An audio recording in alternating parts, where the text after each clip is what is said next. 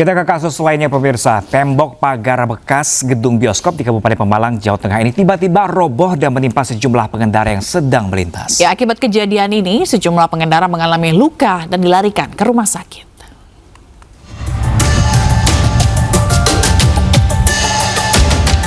Inilah rekaman kamera pengawas saat sejumlah pengendara tertimpa puing tembok pagar bekas gedung bioskop roboh di Jalan Sindoro, Kelurahan Mulyoharjo, Kabupaten Pemalang, Jawa Tengah. Akibatnya sejumlah pengendara mengalami luka dan langsung dibawa ke rumah sakit terdekat untuk mendapatkan penanganan medis. Sementara 2 orang ibu dan anak luka berat masih dalam penanganan tim medis di RS Prima Medika Pemalang. Dugaan sementara tembok setinggi 2,5 meter ini roboh dipicu oleh pekerjaan proyek pemasangan gorong-gorong di sekitar lokasi.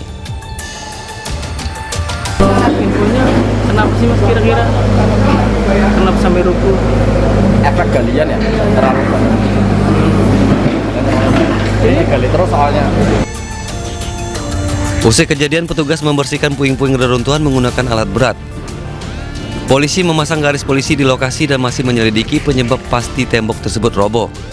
Dari Pemalang, Jawa Tengah, Suryono Soekarno, iNews melaporkan. Sementara itu pemirsa, atap ruko Pasar Sehat Soreang di Kabupaten Bandung, Jawa Barat ini juga ambruk dan menimpa sejumlah pembeli. Ya, akibatnya 1 orang meninggal dunia dan 3 orang lainnya mengalami luka berat.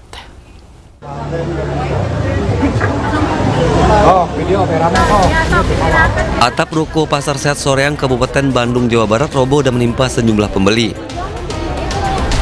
Petugas dibantu warga mengevakuasi para korban. Atap yang terbuat dari beton menyulitkan proses evakuasi. Akibat kejadian ini 1 orang meninggal dunia dan 3 lainnya mengalami luka berat dan harus dilarikan ke rumah sakit Otista guna mendapatkan perawatan medis. Diduga atap bangunan tersebut roboh akibat terus dihantam cuaca ekstrim yang melanda kawasan Soreang beberapa hari yang lalu. Polisi masih menyelidiki penyebab robohnya atap Pasar Soreang tersebut. Yang pertama tadi kita bersama masyarakat menolong korban dulu. Kemudian langkah berikutnya adalah kami melaksanakan rangkaian penyelidikan terhadap peristiwa ini. Ya. Nanti kita lihat fakta-fakta yang ada terkait bagaimana konstruksi bangunannya. Berdasarkan kesaksian warga, sebelumnya atap beton yang roboh tersebut telah mengalami retakan yang cukup besar. Dari Kabupaten Bandung, Jawa Barat, Yuan Pangestu, iNews melaporkan.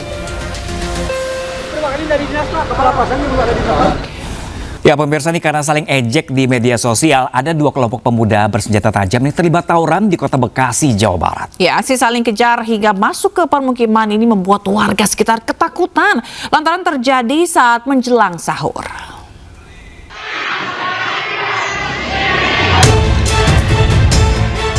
Dua kelompok remaja membekali diri dengan berbagai senjata tajam terlibat tawuran di Kampung Rawasilam, Kaliabang Tengah, Kota Bekasi, Jawa Barat.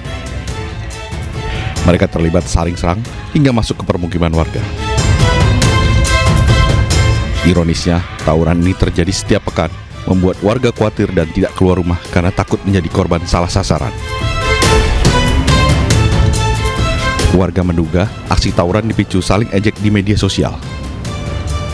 Meski telah ada tindakan dari petugas, namun aksi tawuran tetap terjadi.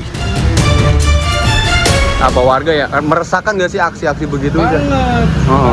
Ini kadang kena lemparan batu. Oh gitu. Sejauh ini udah ada tindakan belum sih, Cak? Apa nih dari petugas gitu buat di sweeping itu pelaku-pelaku? Ada, cuman timbul lagi. Warga berharap petugas kepolisian rutin melakukan patroli pada malam hari, terutama di jam rawan menjelang sahur. Dari Bekasi, Jawa Barat, Rahmat Hidayat, iNews melaporkan. Ya, sementara itu pemirsa, sebuah mobil rusak parah setelah diamuk massa karena diduga kabur usai menabrak sejumlah kendaraan di Bekasi, Jawa Barat. Ya, kasus tersebut ditangani oleh Polres Metro Bekasi Kota.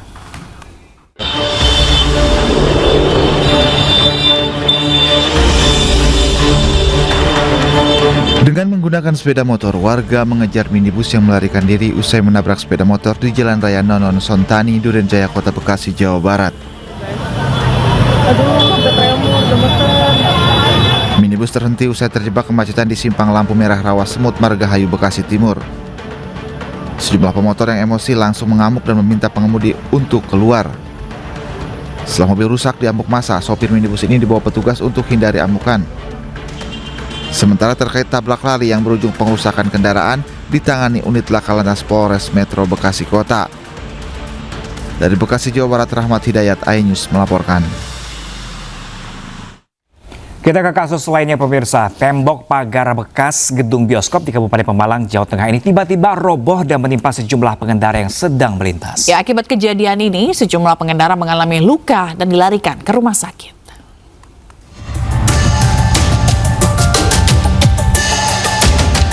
Inilah rekaman kamera pengawas saat sejumlah pengendara tertimpa puing tembok pagar bekas gedung bioskop roboh di Jalan Sindoro, Kelurahan Mulyoharjo, Kabupaten Pemalang, Jawa Tengah. Akibatnya sejumlah pengendara mengalami luka dan langsung dibawa ke rumah sakit terdekat untuk mendapatkan penanganan medis. Sementara 2 orang ibu dan anak luka berat masih dalam penanganan tim medis di RS Prima Medika Pemalang. Dugaan sementara tembok setinggi 2,5 meter ini roboh dipicu oleh pekerjaan proyek pemasangan gorong-gorong di sekitar lokasi. Infonya kenapa sih mas kira-kira? Kenapa sampai rubuh? Efek galian ya, terlalu banyak. Ini gali terus soalnya. Usai kejadian, petugas membersihkan puing-puing reruntuhan menggunakan alat berat. Polisi memasang garis polisi di lokasi dan masih menyelidiki penyebab pasti tembok tersebut roboh. Dari Pemalang, Jawa Tengah, Suryono Sukarno, iNews melaporkan. Sementara itu pemirsa, atap ruko Pasar Sehat Soreang di Kabupaten Bandung, Jawa Barat ini juga ambruk dan menimpa sejumlah pembeli. Ya, akibatnya 1 orang meninggal dunia dan 3 orang lainnya mengalami luka berat.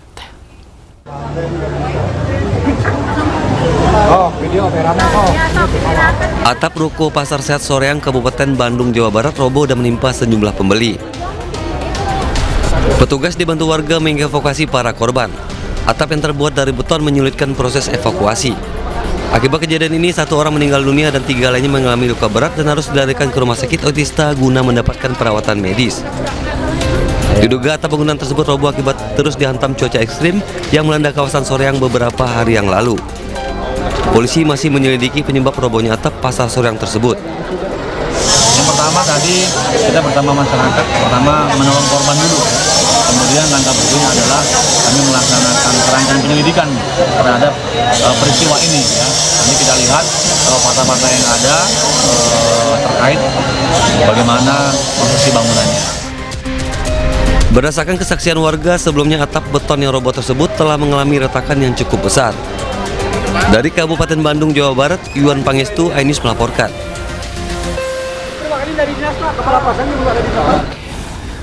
Pemirsa, kecelakaan beruntun terjadi di ruas tol Trans Jawa wilayah Pemalang, Jawa Tengah. Ya, akibat kecelakaan ini pemirsa 2 orang terluka.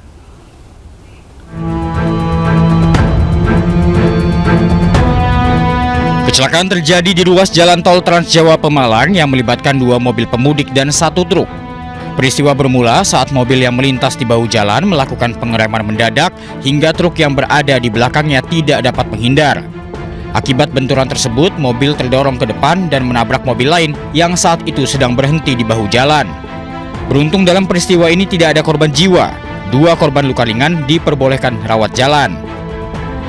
KBM Innova yang menabrak bodi belakang KBM Ras yang sedang terparkir di bahu jalan karena mengalami keadaan darurat.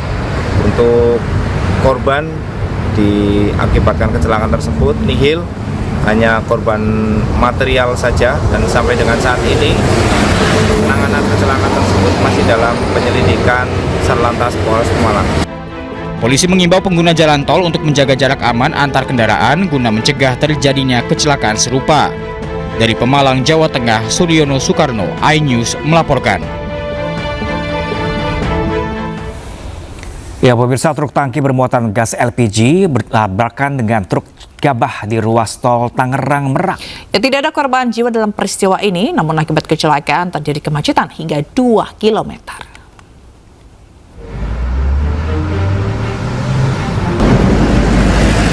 Truk tangki gas LPG dengan truk bermuatan gabah padi terlibat kecelakaan di ruas tol Tangerang Merak, kilometer 76 Jembatan Kidemang, Kelurahan Unyur, Kota Serang, Banten. Kerasnya benturan membuat 2 truk ringsek parah di bagian depan dan pindah ke jalur berlawanan. Truk gabah terguling dan muatannya tumpah. Akibat kecelakaan, sopir truk gabah luka-luka. Berdasarkan keterangan petugas, kecelakaan bermula saat truk gabah hilang kendali akibat pecah ban dan tertabrak truk tangki LPG yang berada di belakangnya. Akibat insiden ini, arus lalu lintas dari arah Tangerang menuju Merak mengalami kemacetan hingga sekitar 2 km. Arus lalu lintas kembali normal setelah petugas mengevakuasi kedua kendaraan. Dari Serang, Banten, Mahesa Apriandi, iNews melaporkan. Pemirsa, ledakan terjadi saat sholat tarawih di sebuah masjid di Kabupaten Jember, Jawa Timur. Ya, ledakan ini pemirsa diduga berasal dari tempat wudhu pria.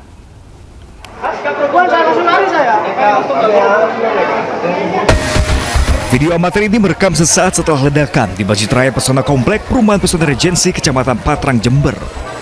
Warga terlihat panik dan berhamburan keluar masjid.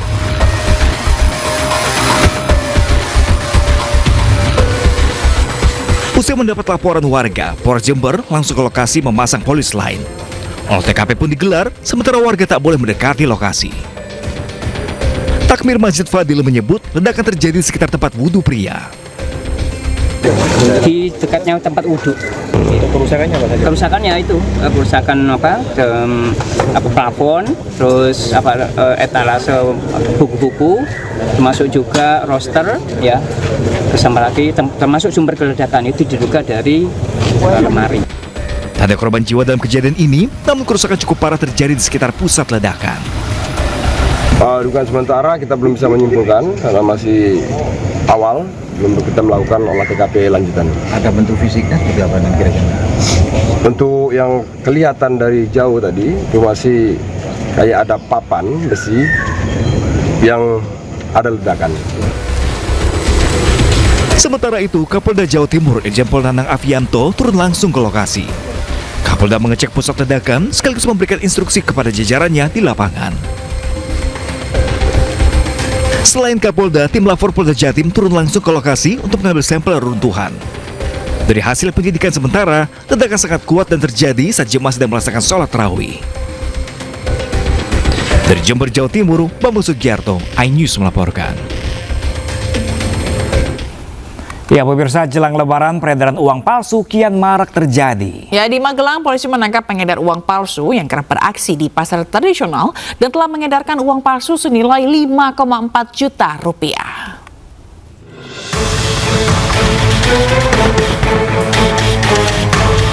Tim Satreskrim Polresta Magelang meringkus remaja 16 tahun warga Kecamatan Borobudur atas dugaan pengedaran uang palsu.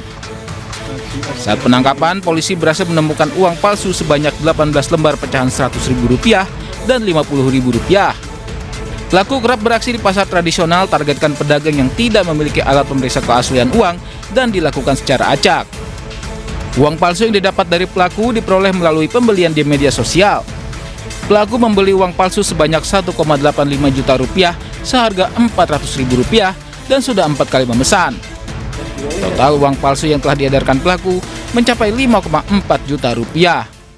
Ketika kami amankan, yang bersangkutan didapati ada 18 lembar pecahan uang palsu, pecahan Rp100.000 dan 1 lembar pecahan Rp50.000 uang palsu. Setelah kami interogasi, kami bawa ke kantor. Yang bersangkutan memang menerangkan membeli uang palsu tersebut melalui media online, kemudian menerima melalui jasa pengiriman dengan membayar uang Rp400.000. Setiap pembelian itu dapat Rp1.850.000 uang palsu. Pelaku akan dijerat dengan pasal 375 KUHP dengan ancaman hukuman penjara 10 tahun. Dari Magelang, Jawa Tengah, Puji Hartono, iNews melaporkan. Ini ada motif pembunuhan seorang pegawai Bulog di Kabupaten Tulang Bawang, Lampung akhirnya terungkap. Ya, pelaku sakit hati dengan korban dan sempat terlibat cekcok di tempat hiburan malam karaoke.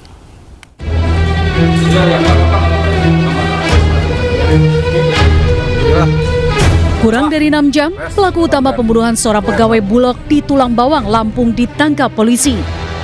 JA ditangkap tim khusus anti bandit TK 308 Satreskrim Polres Tulang Bawang saat mencoba kabur di kawasan Desa Bakung Ilir, Kecamatan Gedung Beneng. Sementara pelaku lainnya yakni kakak kandung JA ditangkap di kawasan Rawajitu. Motif pelaku pembunuhan korban karena sakit hati.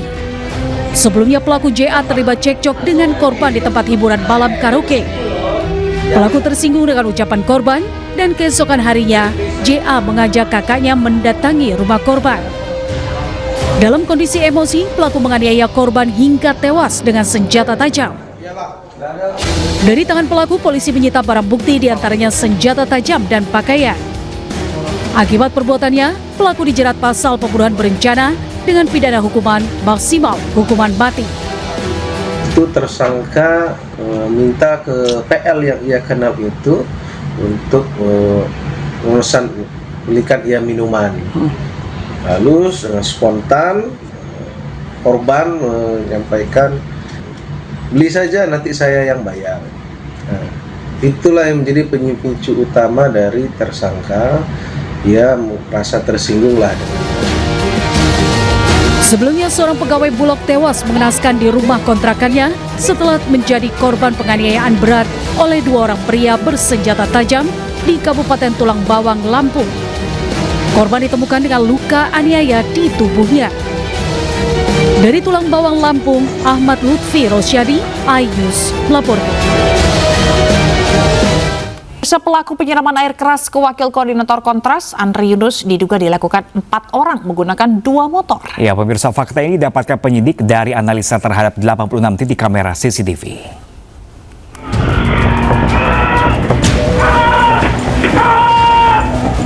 Dan doa kita bersama supaya tidak ada antri-antri berikutnya di kedepannya. Terduga pelaku penyiraman air keras terhadap aktivis Wakil Koordinator Kontras, Andri Yunus, mulai mengerucut. Polisi sudah menganalisa rekaman dari 86 titik kamera CCTV di seluruh Jakarta yang menjadi perlintasan terduga pelaku. Terduga pelaku berjumlah 4 orang mengendarai 2 motor mengintai Andri Yunus sejak beberapa hari sebelum kejadian. Keempat terduga pelaku menunggu korban di depan restoran cepat saji di Cikini, Jakarta Pusat, dan terus membuntuti korban hingga korban disiram air keras. Salah satu pelaku sempat mengganti bajunya untuk menghilangkan jejak hingga keempatnya berpencar ke Kalibata, Ragunan, dan Bogor. Melingkari Monas menuju jalan wilayah kawasan Tugu Tani. Kemudian dari Tugu Tani, selanjutnya berputar dulu menuju Jalan Medan Merdeka Timur dan selanjutnya menuju YLBHI. Setelah sebelumnya menuju SPBU Cikini Raya. Nah, dari YLBHI, rekan-rekan sekalian, ini sudah mulai para pelaku ini mengikuti korban. Polri sudah membentuk tim gabungan pengungkapan perkara penyiraman air keras ini. Polisi juga menyebut beredarnya unggahan foto wajah terduga pelaku menggunakan rekayasa kecerdasan buatan atau AI merupakan upaya pelaku dan jaringannya untuk mengaburkan proses penyelidikan.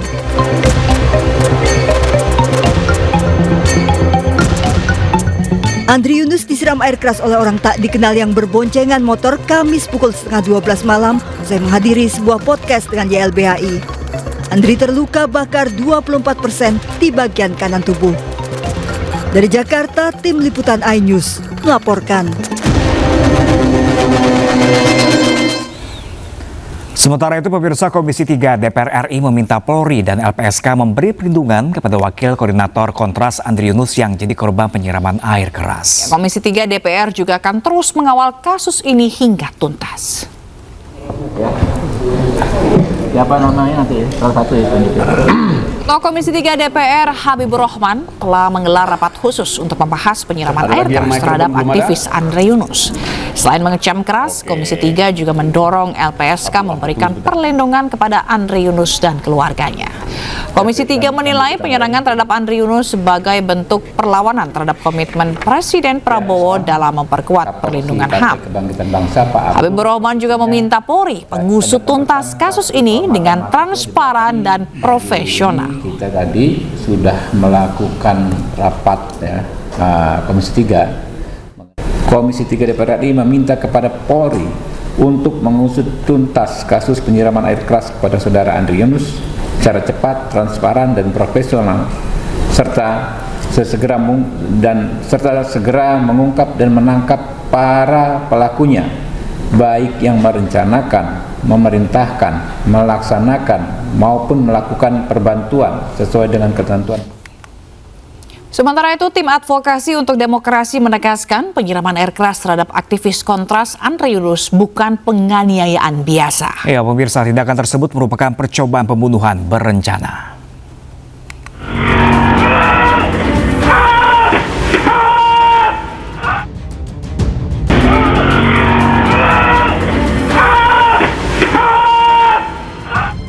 Tim Advokasi untuk Demokrasi menegaskan penyiraman air keras terhadap aktivis Kontras Andre Yunus bukan penganiayaan biasa. Setelah berkoordinasi dengan berbagai ahli pidana hingga kedokteran, Direktur Lembaga Bantuan Hukum Jakarta Muhammad Fadil Al-Fatan menjelaskan aksi kekerasan tersebut percobaan pembunuhan berencana.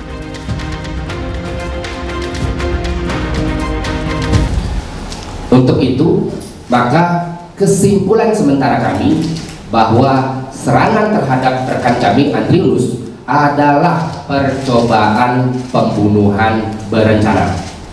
Saya ulangi, serangan terhadap rekan kami Andre Yunus adalah percobaan pembunuhan berencana. Tim Advokasi untuk Demokrasi telah menguji komprehensif pasal 459 KUHP dan pasal 17 KUHP tentang percobaan tindak pidana. Aksi kekerasan yang menimpa Andre Yunus memenuhi pasal tersebut. Selain itu, tim Advokasi untuk Demokrasi juga menilai penyerangan terhadap Andre Yunus memiliki aktor intelektual yang harus segera ditangkap. Dari Jakarta, tim liputan Anyus melaporkan. Ya, pemirsa, Presiden Prabowo Subianto juga memerintahkan Kapolri Jenderal Listio Sigit Prabowo ini untuk segera mengusut tuntas penyiraman air keras terhadap Andre Yunus. Sementara anggota DPR RI Rieke Diah Pitaloka yang mengunggah foto terduga pelaku mengungkap tujuan dirinya mengunggah foto adalah untuk memaksa polisi segera mengungkap foto asli pelaku.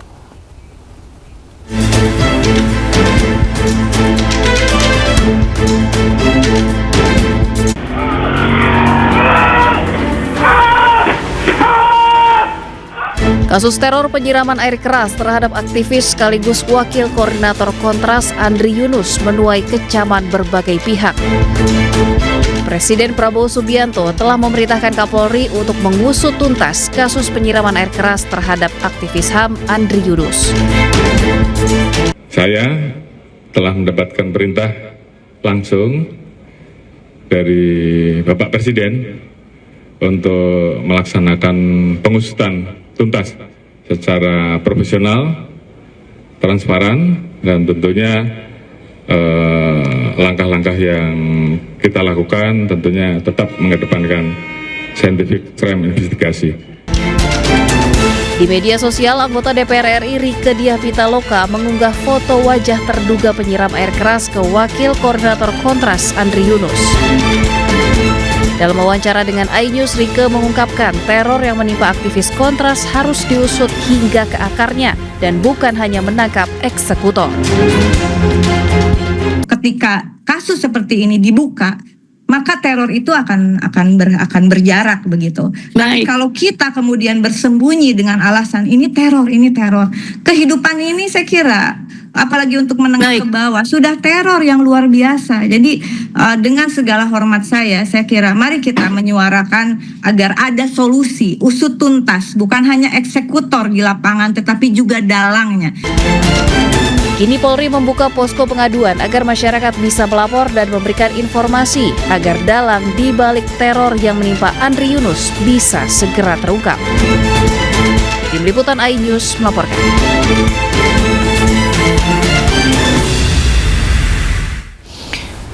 Ya, dan informasi lainnya pemirsa, puluhan warga yang didominasi emak-emak berdesakan menyerbu pasar baju dan sembako murah di Surabaya. Ya, bahkan karena saking tak sabarnya mengantri pemirsa, sejumlah emak-emak ini terlibat adu mulut.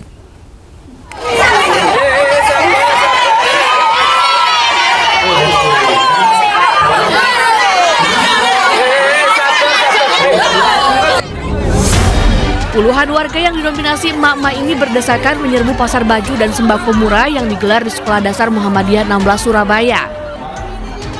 Bahkan karena tidak sabar mengantre, beberapa emak-emak terlibat adu mulut. Mereka bahkan mengantre sebelum pintu gerbang sekolah dibuka.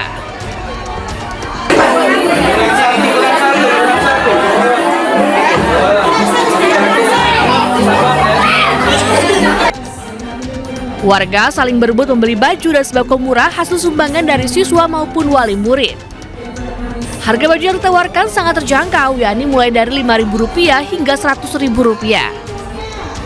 Baju buat lebaran. Harganya gimana ini tadi, Bu? Harganya murah, Rp5.000 dapat 2. Oh gitu. Beli berapa ini tadi? Habis 200. Oh gitu. Bukan kegiatan kelanjutan dari agenda Ramadan kemarin.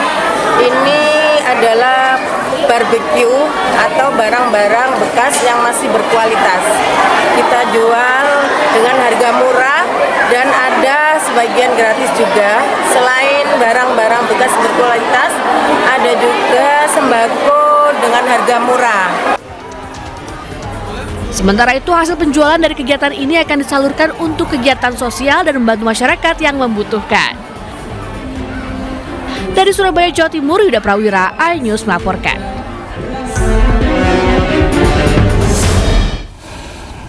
Ya pemirsa, jelang Hari Raya Idul Fitri, volume pemudik motor yang melintasi Jalan Kalimalang, Durensawi, Jakarta Timur ini semakin ramai. Ya, polisi pun menyisir sepanjang jalur mudik wilayah Jakarta Timur dan masih menemukan ranjau paku nih yang membahayakan pemotor.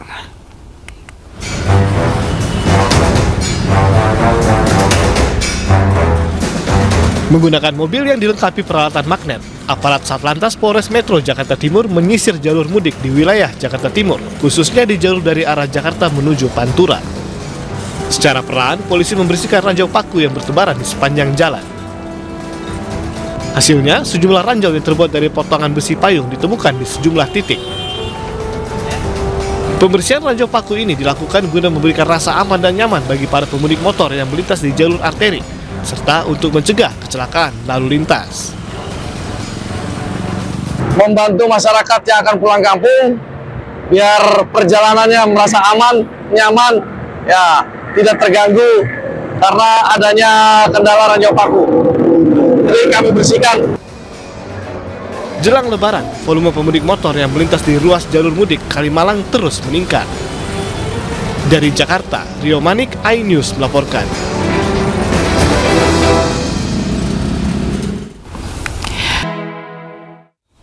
Ya pemirsa, jelang puncak arus mudik, Kapolri Jenderal Listio Sigit Prabowo meninjau arus mudik di gerbang tol Kali Kangkung, Semarang, Jawa Tengah. Ya, Kapolri ingin memastikan kelancaran arus lalu lintas gerbang tol krusial jalur Trans Jawa. Ayo jalan-jalan. Polri bersama rombongan meninjau kesiapan di gerbang tol Kali Kangkung. Titik ini merupakan titik krusial selama arus mudik karena menjadi perlintasan pemudik yang akan menuju berbagai wilayah di Jawa Tengah dan Jawa Timur. Kapolri memprediksi puncak arus mudik akan terjadi di H-3 Lebaran atau hari Rabu. Lancar Pak, lancar. Harapan kita dengan kesiapan yang ada, kita akan menghadapi puncak mudik di H-3 yang tentunya kita harapkan Jawa Tengah khususnya bisa memberikan pelayanan terbaik, dan sampai saat ini alhamdulillah, dan mudah-mudahan juga bisa terus kita jaga untuk hal-hal yang sifatnya menonjol seperti laka menonjol sampai saat ini bisa kita. Ya, jelang puncak arus mudik 2026, gerbang tol Cikampek Utama pagi ini masih terpantau ramai lancar. Ya, sementara di kilometer 57 tol Jakarta Cikampek juga terpantau normal, ramai lancar.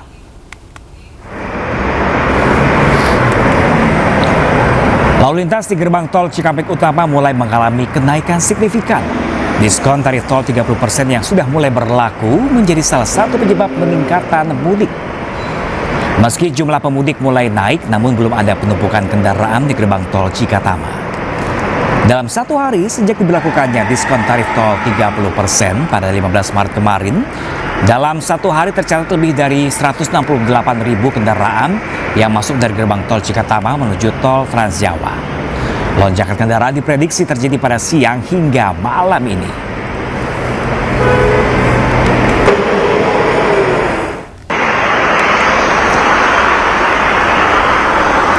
Sementara itu, hari kelima menjelang Lebaran, pantauan arus lalu lintas di kilometer 57 Tol Jakarta Cikampek terpantau normal, ramai lancar.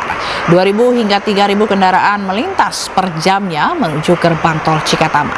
Kendaraan didominasi kendaraan pribadi dari Jakarta, Bekasi, dan sekitarnya. Rekayasa arus lalu lintas kontraflow atau one way belum diberlakukan.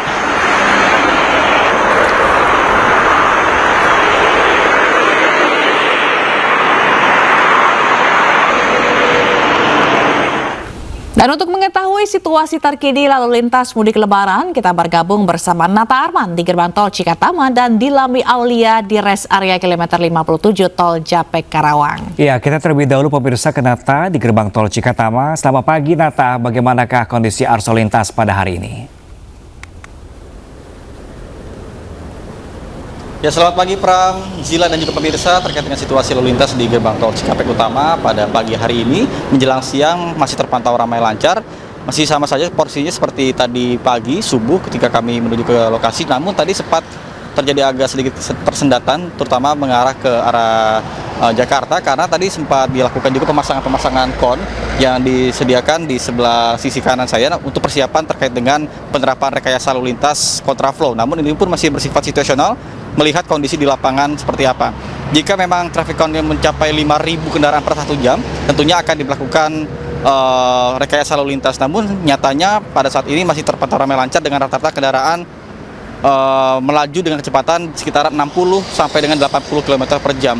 Kemudian juga kita sampaikan juga bahwa terkait dengan beberapa titik-titik yang menjadi lokasi krusial biasanya terjadi di gerbang tol Cikampek Utama, rata-rata masyarakat yang ingin melakukan perjalanan tapi e-tolnya saldonya habis.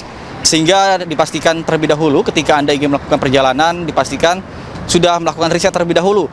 Kira-kira berapa total nominal yang harus dibayarkan untuk melakukan perjalanan di tol Trans Jawa ini, sehingga tidak menimbulkan antrian-antrian yang cukup parah. Karena memang idealnya untuk melakukan transaksi di gerbang tol biasanya jika memang saldonya cukup, tidak ada kendala, ini hanya memakai waktu sekitar 10 sampai dengan 20 detik saja. Namun jika memang tidak atau saldo e-tolnya habis, ini otomatis akan melakukan transaksi top up terlebih dahulu dengan memakan waktu lebih dari 2 menit. Inilah yang menjadi perhatian dan juga atensi khusus bagi masyarakat dan juga siapapun itu yang ingin melakukan perjalanan agar dipastikan saldo e-tol Anda cukup. Kemudian untuk rest area, yang kedua ini rest area menjadi hal krusial juga untuk menjadi sumber kemacetan. Lantaran banyaknya masyarakat yang ingin istirahat terlebih dahulu setelah melakukan perjalanan. Namun tentunya dibatasi dengan durasi waktu maksimal 30 menit untuk bergantian dengan kendaraan-kendaraan lainnya. Sehingga ini tidak terjadi penumpukan yang menyebabkan antrian-antrian di bahu jalan. Karena biasanya dari tahun ke tahun, 2 titik krusial itulah yang menjadi lokasi terjadinya kepadatan lalu lintas atau menjadi lokasi kemacetan yang begitu panjang. Karena dampaknya jika volume kendaraan sudah mulai padat, ini akan terjadi kemacetan bahkan mengular bahkan sampai dengan berkilo-kilometer. Kemudian jika Anda memang ingin melakukan istirahat tapi tidak kebagian rest area, Anda bisa keluar ke jalur arteri karena di jalur arteri ini banyak sekali posko-posko mudik yang didirikan oleh pemerintah maupun dari pihak swasta untuk bisa dimanfaatkan sebaik mungkin.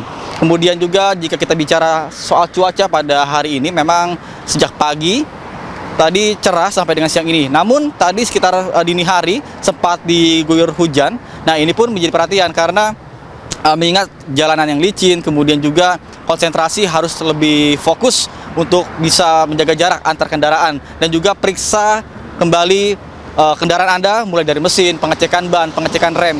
Ini fungsinya adalah untuk menghindari terjadinya hal-hal yang tidak diinginkan seperti kecelakaan lalu lintas.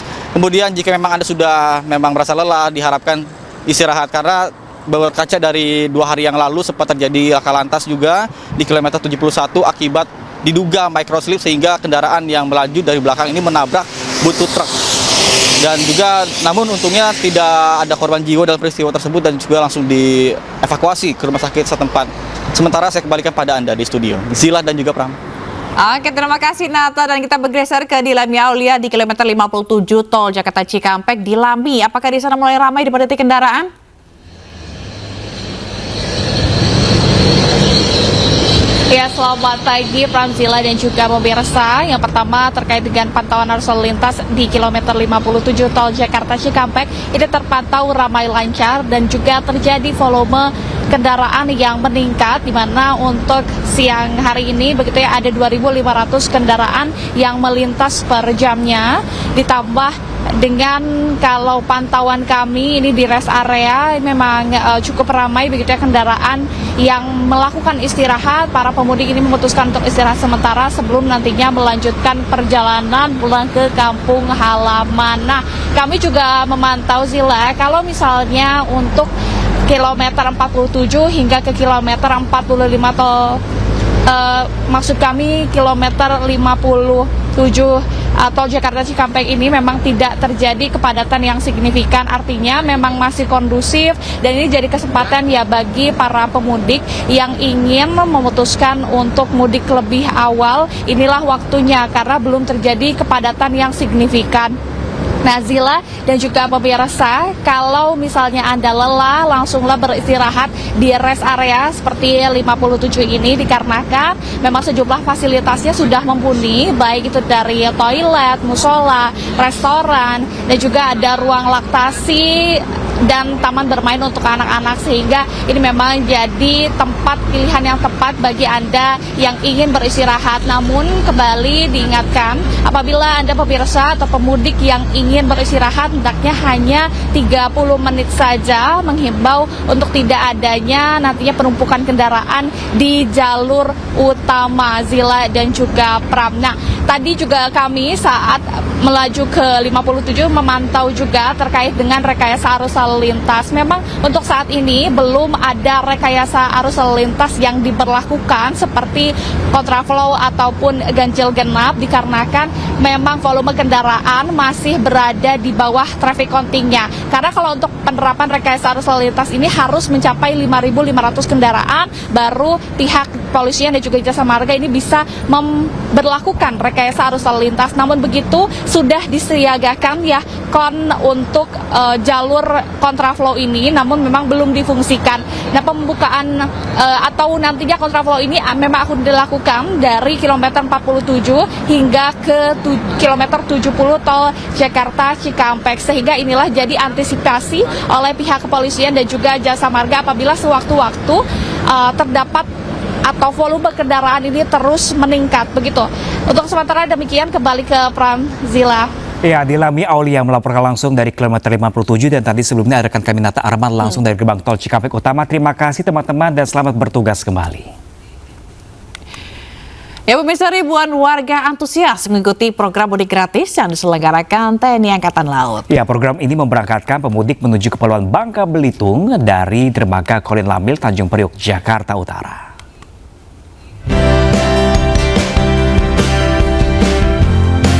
Sesuai dengan instruksi Presiden Prabowo, kapal perang milik TNI Angkatan Laut KRI Semarang 594 memberikan fasilitas mudik gratis untuk warga ke Kepulauan Bangka Belitung. Program mudik gratis ini diikuti sebanyak 1.239 peserta yang berasal dari berbagai daerah seperti Jakarta, Bogor, hingga Bandung. Selain dapat menghemat biaya, perjalanan melalui jalur laut dengan kapal perang ini juga terbilang cepat. Untuk mencapai Pulau Bangka, pemudik hanya membutuhkan waktu sekitar 1 hari perjalanan. Kebetulan kami dapat info dari saudara-saudara dan teman-teman sekampung halaman, ada program mudik gratis ini dari TNI AR. Biasanya kalau ke Bangka Belitung tuh 24 jam biasanya gitu, sampai ke Pulau Bangka 24 jam, nanti disambung lagi ke Pulau Belitung mungkin sekitar 4 atau 5 jam. Program mudik gratis menggunakan kapal perang menuju Bangka Belitung ini baru pertama kali digelar. Kegiatan ini merupakan hasil kerjasama antara TNI Angkatan Laut dengan pemerintah Provinsi Kepulauan Bangka Belitung. Jadi masyarakat ini dari Ikatan Keluarga Masyarakat Bangka Belitung, dari Jakarta, dari Bogor, dari Bandung, maupun masyarakat Bangka Belitung itu sendiri, yang dengan sangat antusias begitu diumumkan baru 2 hari sudah penuh kuota yang ada ya. Rencananya KRI Semarang 594 akan bersandar di Bangka Belitung hingga masa arus balik mudik. Nantinya kapal ini akan kembali ke Jakarta pada saat arus balik Lebaran. Dari Jakarta, Sofyan Firdaus, iNews melaporkan.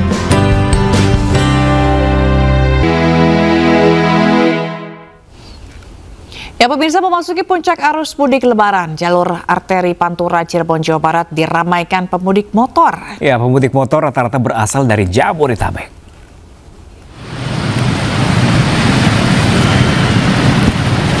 Sejak 2 hari terakhir, arus kendaraan terus meningkat di jalur arteri Pantura, tepatnya di persimpangan lampu merah Pleret, Kabupaten Cirebon.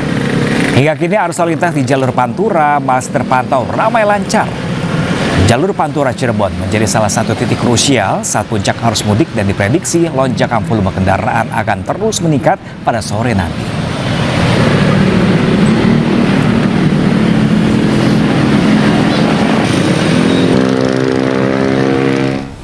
Ya pemirsa, untuk mengetahui informasi terbaru kita sudah bergabung dengan rekan kami Toh Iskandar langsung dari jalur Pantura Cirebon. Ya, selamat pagi Toh Iskandar, bagaimana situasi terkini di sana?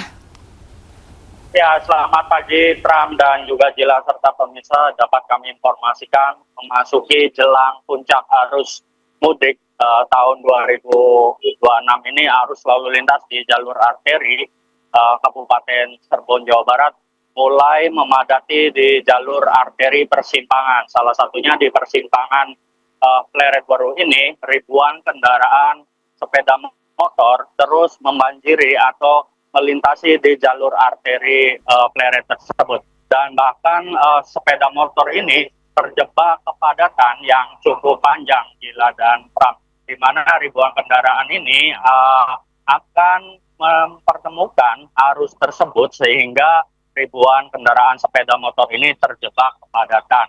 Dan meski belum mengalami kemacetan yang cukup panjang gitu, Gila, namun pihak kepolisian sendiri disiagakan di sejumlah titik-titik yang merupakan titik rawan kemacetan gitu, Jila, dan di mana juga rencananya pihak kepolisian jika mengalami gelombang arus pemudik yang mulai meningkat ini akan mulai penundukan di jalur U-turn tersebut sehingga dapat mengalir deras ribuan kendaraan sepeda motor sendiri. Dan dapat kami informasikan juga dan Jila, seperti terlihat di sini persimpangan seperti terlihat di persimpangan Pleret baru ini, arus kendaraan yang melintasi dari sumber yang mengarah ke oleh-oleh Batik Rusmi ini mengalami kepadatan, dan di mana banyaknya kendaraan truk Sumbu 3 masih melintas di jalur arteri sehingga mengakibatkan berbagai untuk jalur tersebut. Dan nampak terlihat juga masih banyaknya kendaraan angkutan umum yang masih menaikkan dan menurunkan penumpang sehingga kepadatan ini bisa terjadi dan akan mengular. Namun kami informasikan juga dan Jila, tidak hanya itu, di beberapa titik di jalur arteri Kabupaten Cirebon juga terdapat banyaknya pasar tumpah. Terdapat 4 pasar tumpah yang sehingga mengakibatkan kepadatan ini akan terjadi.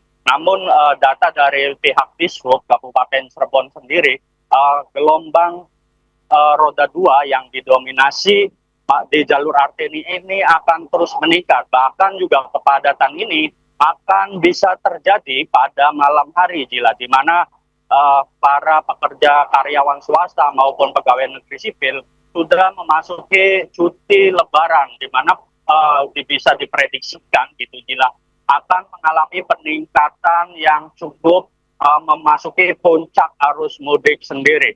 Dan tidak hanya itu, Jila, bagi para pemudik yang hendak melintasi di jalur arteri juga sebaiknya harus menjaga kondisi prima yang fit gitu, di mana untuk cuaca di Kabupaten Cirebon saat seakan tiba-tiba turunnya hujan. Meski untuk saat ini juga teriknya matahari yang menyengat sehingga membuat para pemudik berhati-hati gitu dan untuk menyiapkan jas hujan. Mengingat juga pada sore hari biasanya turun hujan. Seperti itu, Gila dan Pram. Baik.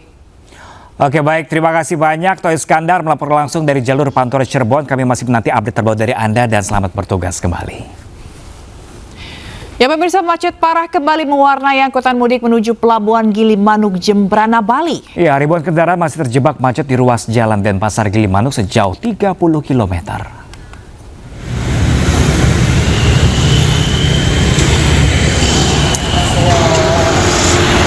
Sempat berkurang, antrian kendaraan menuju Pelabuhan Gilimanuk Selasa pagi ini kembali macet parah sejauh 30 km hingga Desa Baju Biru, Jembrana. Banyak pemudik mencari jalur alternatif Singaraja Gilimanuk. Namun pemirsa, macet parah hingga belasan kilometer masih terjadi. Meski terjebak kemacetan, para pemudik ini mengaku tetap semangat. Data dari pihak ASDP pun mencatat ada 300.000 orang menyeberang ke Pulau Jawa, naik 7% dibandingkan tahun lalu.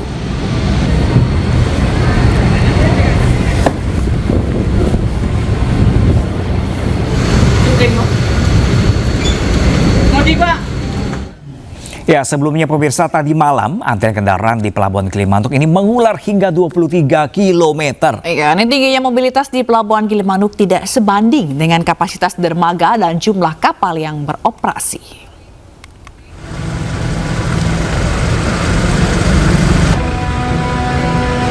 Lonjakan penumpang terjadi di Pelabuhan Gilimanuk, Jembrana, Bali pada Senin pagi. Tingginya volume kendaraan membuat antrean mengular hingga 23 km. Panjangnya antrean di Gilimanuk disebabkan karena tingginya mobilitas masyarakat yang tidak sebanding dengan kapasitas dermaga dan jumlah kapal yang beroperasi. Akibatnya antrean kendaraan menuju pelabuhan terus memanjang sejak akhir pekan. Polisi juga melakukan rekayasa lalu lintas untuk mengurai kemacetan di Gilimanuk. Selain itu, polisi juga menyiagakan kantong-kantong parkir untuk menampung kendaraan yang menunggu giliran menyeberang serta melakukan patroli untuk mencegah penyerobotan antrean kendaraan yang berpotensi memicu kemacetan dan konflik antar pengguna jalan. Kita sudah melakukan pengalihan ya, penarikan dari kakak, baik itu truk, kendaraan kecil, truk, bus, kita sudah melakukan rekayasa. Kalau tadi malam dia sampai 23 kilo untuk kemacetan ke arah Denpasar, namun saat ini sudah berkurang menjadi kurang lebih 14 km.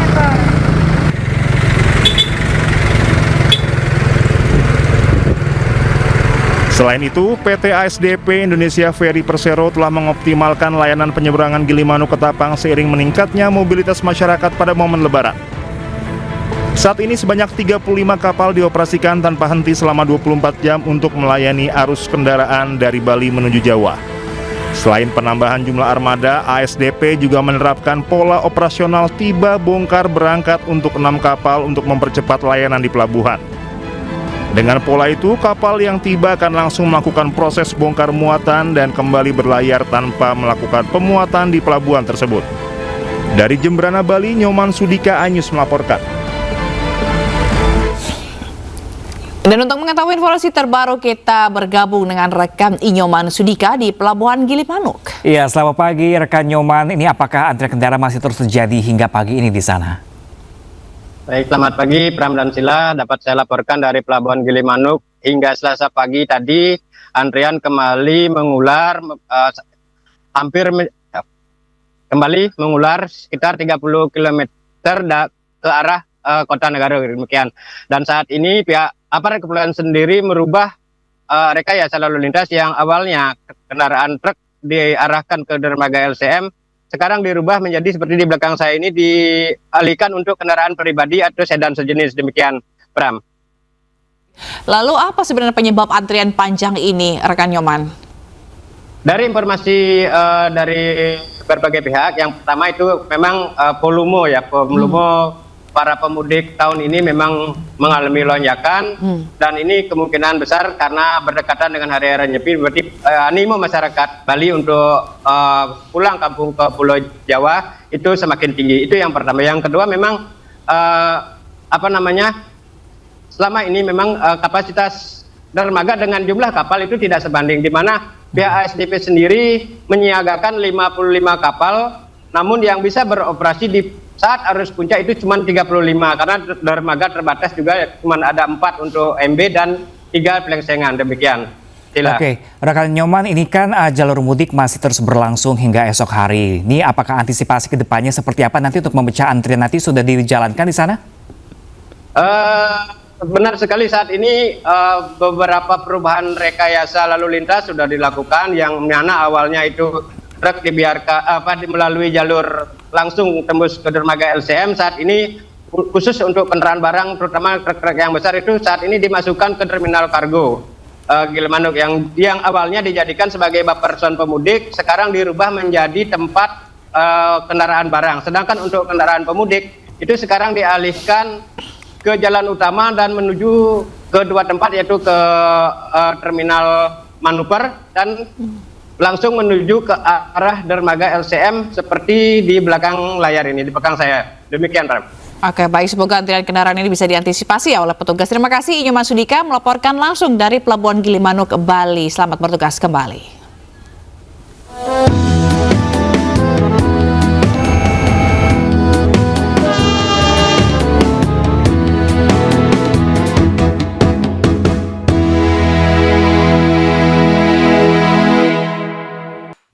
Ya, pemirsa, seorang muazin masjid di Kota Depok, Jawa Barat ini meninggal dunia saat sholat tarawih berjamaah. Ia terjatuh dan meninggal dalam posisi sujud.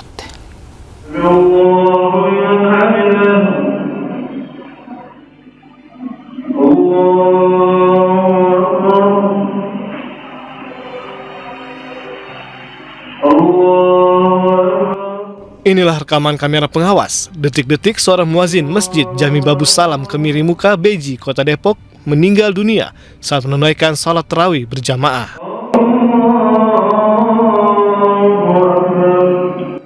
Muazin bernama Maji yang ada di saf terdepan tiba-tiba jatuh dan bersujud tidak sadarkan diri.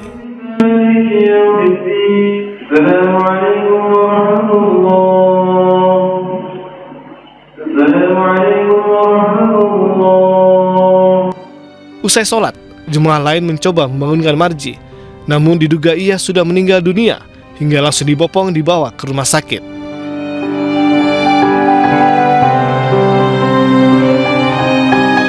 Menurut pengurus masjid, almarhum diketahui memiliki riwayat penyakit jantung. Selama hidupnya, almarhum dikenal aktif dalam kegiatan keagamaan, selain mengumandangkan azan yang menjadi tugasnya. Surat Lailatul Qadar dibacakan langsung dia sujud dari berdiri sebelum waktunya ruku ya. Sebelum waktunya ruku langsung sujud. Dia menahankan rasa sakit ya, nggak kuat waktu berdiri. Jadi dia langsung sujud gitu kan. Nah, di dalam sujud itu kita nggak tahu dia nggak ada gerak sama sekali, kita nahanin sakit aja. Terus ada salah itu ketua DKM lewat di samping saya sebelahnya, bangunin nggak bangun juga gitu kan. Nah, pas nunggu 1 rakaat setelah salam digotonglah ke belakang sama jamaah. Baru diketahui sudah di ini dulu dipijit-pijit, terus dikasih minyak boreh ya kan, diusap-usap badannya. Ternyata nggak ada respon sama sekali. Saat ini jenazah telah diserahkan ke pihak keluarga untuk dimakamkan. Dari Depok, Jawa Barat, Iyung Rizky, iNews melaporkan. Dari mancanegara, pemirsa, meskipun di tengah ketegangan, masyarakat Gaza tetap memenuhi masjid untuk mencari malam Lailatul Qadar. Ya, kehadiran malam Lailatul Qadar juga dicari oleh umat muslim di Abu Dhabi.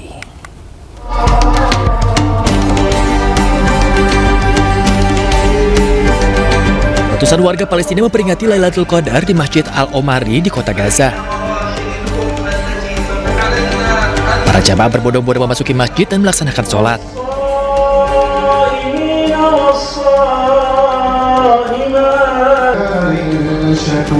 Di tengah kekhawatiran keamanan, jemaah tetap khusyuk untuk menjalankan rangkaian ibadah.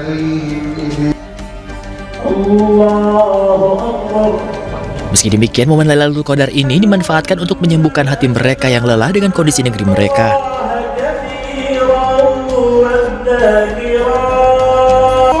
Masjid Agung Omari, landmark keagamaan terpenting di Gaza, merupakan pilar kehidupan masyarakat Gaza, jantung pendidikan agama, dan pertemuan komunitas selama bertahun-tahun.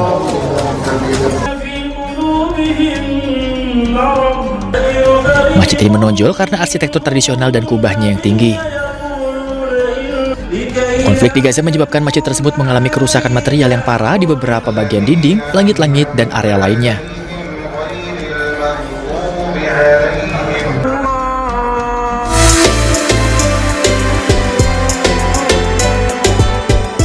Ribuan jemaah berkumpul di Masjid Agung Sheikh Zayed di Abu Dhabi untuk memperingati salah satu malam tersuci di bulan Ramadan, Lailatul Qadar. Jemaah dari berbagai kalangan tiba di masjid untuk membaca Al-Quran dan sholat tarawih di aula dan halaman terbuka masjid. Masjid Agung Sheikh Zayed adalah salah satu landmark keagamaan dan budaya paling terkenal di Uni Emirat Arab. Lailatul Qadar menjadi malam paling suci dalam bulan Ramadan yang hadir pada malam-malam ganjil 10 hari terakhir. Umat muslim mencari berkah dari Allah Subhanahu wa Ta'ala dengan melakukan serangkaian ibadah dari wajib hingga sunnah. Ya pemirsa, sebagai bentuk apresiasi atas komitmen dan langkah nyata pada lingkungan sekitar dan masyarakat, Ayus Media Group memberikan penghargaan kepada perusahaan dan individu atau tokoh yang menginspirasi. Ya, penghargaan bertajuk Cahaya Hati Awards 2026 diberikan kepada mereka yang telah memberikan inspirasi bagi masyarakat dalam berbagai aspek.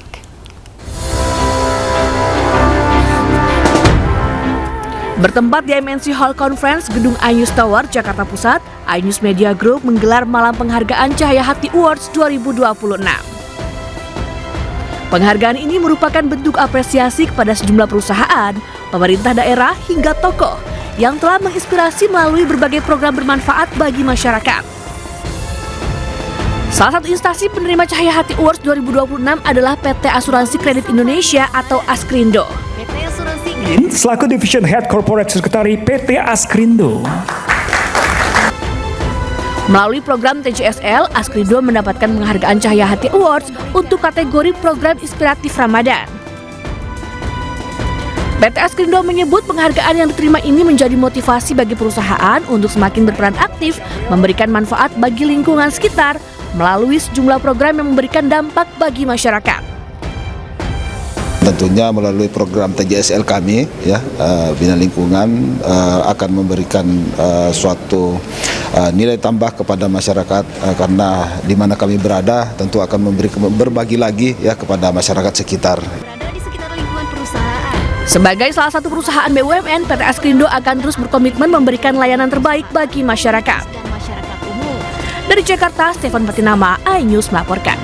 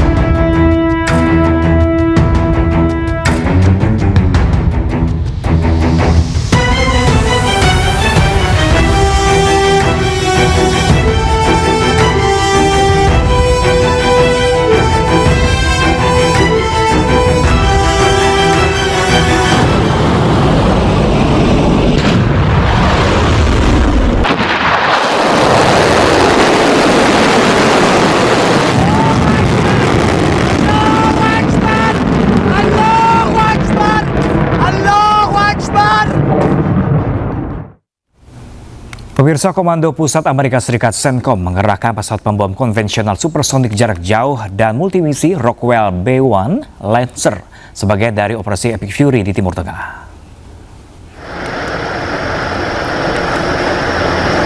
Rekaman yang dirilis Komando Pusat Amerika Serikat menunjukkan pesawat pembom B-1B melayang di langit malam.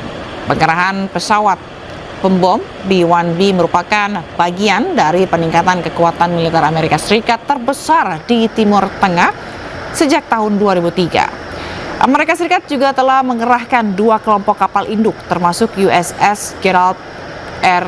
Ford di Mediterania Timur dan USS Abraham Lincoln di Laut Arab, serta jet tempur F-22 di Israel dan F-15E Strike Eagle di Yordania.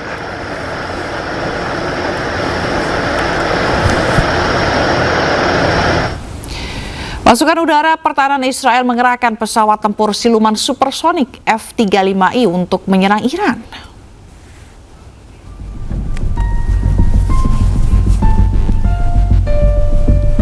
Rekamannya dirilis oleh pasukan udara pertahanan Israel. 3 pesawat siluman supersonik F-35I melintasi wilayah pegunungan. Menurut pasukan udara pertahanan Israel, lebih dari 200 target di Iran Barat dan Tengah telah dihantam selama 24 jam terakhir. Konflik yang semakin memburuk ini telah menyebabkan harga energi global melonjak dan mengakibatkan penutupan Selat Hormuz secara efektif yang menangani 20% lalu lintas minyak global.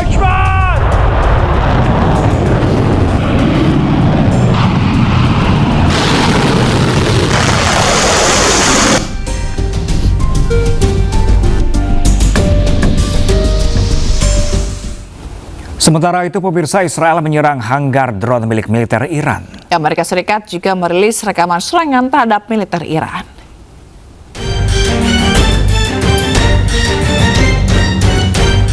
Hanggar drone milik militer Iran hancur akibat serangan Israel. Militer Israel atau IDF merilis rekaman serangan udara yang dilaporkan menghancurkan fasilitas Angkatan Udara Iran, tempat penyimpanan pesawat tanpa awak. Beberapa drone juga hancur saat terbang menjauh dari lokasi kejadian. Pasukan militer Iran yang menjauh dari hanggar juga tak luput dari serangan Israel. Militer Amerika atau CENTCOM juga merilis rekaman serangan terhadap target-target Iran di minggu ketiga. Seiring dengan meningkatnya dominasi Amerika atas sebagian besar wilayah Iran. Sejak 28 Februari, ketegangan meningkat di Timur Tengah. Amerika Serikat dan Israel melancarkan operasi militer gabungan terhadap Iran.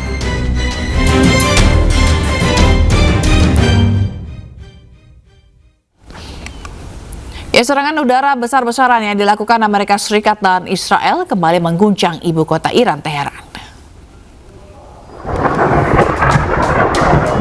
Meski hari ke-17, ledakan keras dilaporkan terjadi di sejumlah titik kota, disertai kepulan asap tebal yang membumbung tinggi pada hari Senin. Serangan menargetkan fasilitas militer, infrastruktur strategis, serta sistem pertahanan Iran. Sejak eskalasi konflik terjadi, Kementerian Kesehatan Iran menyebut sedikitnya ada 850 warga Iran tewas dan lebih dari 2.000 lainnya terluka.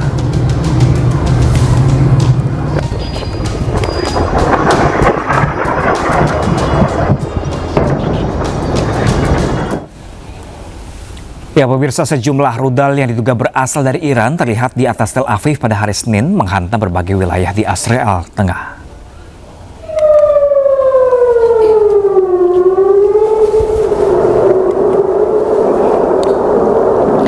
Sirine serangan udara berbunyi di penjuru Tel Aviv saat rudal balistik Iran melintas di langit seiring konflik dengan Iran memasuki hari ke-17. Ledakan terdengar di dalam dan sekitar kota Tel Aviv pada Senin malam. Serangan rudal dan pesawat tak berawak yang menargetkan pangkalan militer Israel dan Amerika Serikat di seluruh wilayah tersebut terjadi setelah sebelumnya Israel dan Amerika Serikat melancarkan operasi militer gabungan terhadap Iran. Menurut data Israel, setidaknya 19 warga Israel dilaporkan tewas sejak awal konflik dengan hampir 3.000 orang terluka.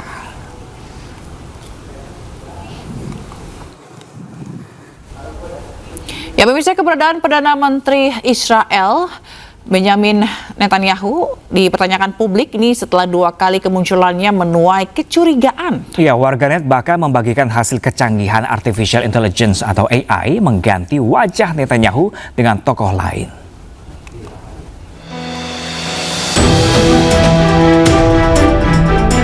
Keberadaan Perdana Menteri Israel Benyamin Netanyahu dipertanyakan publik setelah 2 kali kemunculannya menuai kecurigaan. Dalam video yang diunggah pada 12 Maret 2026, Benyamin Netanyahu muncul ke publik usai dikabarkan terluka dan tewas akibat serangan Iran. Namun publik dibuat curiga dengan bentuk gigi, hidung, dan jumlah jari yang tak wajar, hingga menyebut video Netanyahu tak asli, dibuat dengan artificial intelligence atau AI.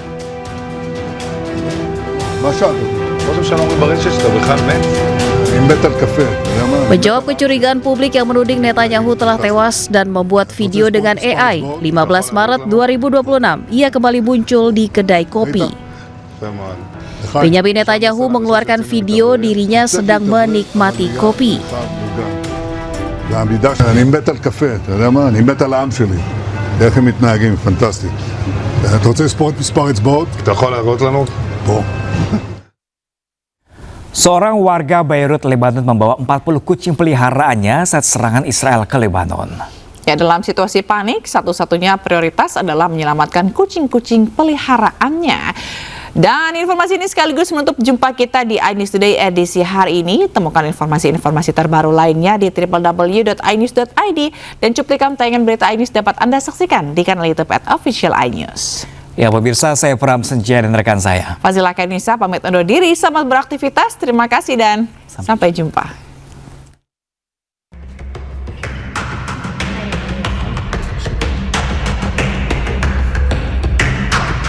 Seorang warga Beirut bernama Diana Abadi membawa serta 40 kucingnya saat melarikan diri dari ibu kota Lebanon di tengah serangan Israel. Diana membawa dan merawat kucingnya di tempat penampungan sementara barunya. Ia menyebut 40 ekor kucingnya telah berhasil dievakuasi akibat konflik Israel-Hizbullah. Dalam situasi panik, satu-satunya prioritasnya adalah menyelamatkan kucing-kucing peliharaannya. احنا نايمين وفقنا على الضربات القوية بلشوا ضرب بالليل على السحور فقنا وموهولة بصراحة كنت موهولة كتير وعم برجف كلنا سوا يعني مش بهالسهولة فيك تشيل البسينات كلها يعني بهالبساطة يعني ولقيتها العالم كلها بالشارع مثل يوم القيامة والسيارات وعجقة سير. Menurut pernyataan Unit Manajemen Bencana Lebanon pada 13 Maret, jumlah total pengungsi sejak dimulainya perang Israel-Hizbullah telah mencapai 830.441 jiwa.